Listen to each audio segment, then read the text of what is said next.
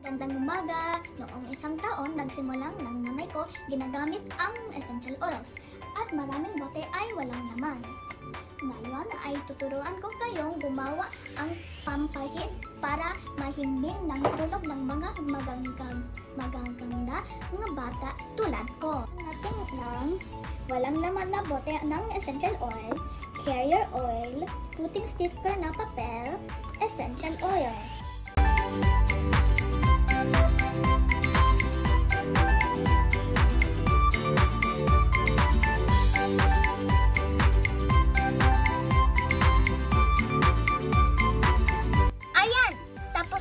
Bago ito mga sis, 15 ml na bote ito. Pabili ito mga sis. Magiging mahimbing at mahaba ang tulog ninyo. Kulay lila, berde, asun at dilaw ang mga sticker nito. Mga sis, magsimula ng live selling na po. 20 QR lang po. May lang po ha. Comment lang po kayo ng like la.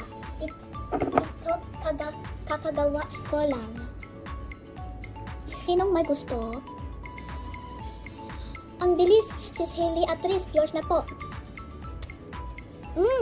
Mabango. Ito ay moy lavender.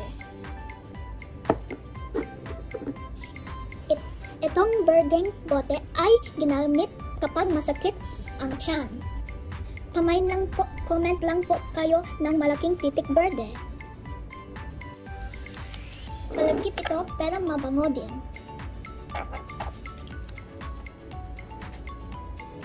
O ayan, yours na po sis Claire. Susunod po itong dilaw na bote.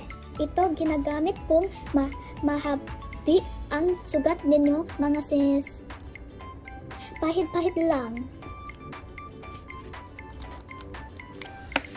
Kikinis lang balat mo dito sis. Main lang po. Sige sis Zafrin. Yours na po ha. Wala nang bawian ha, bawal bogus bahir. Isang piraso lang ito, swerte ka.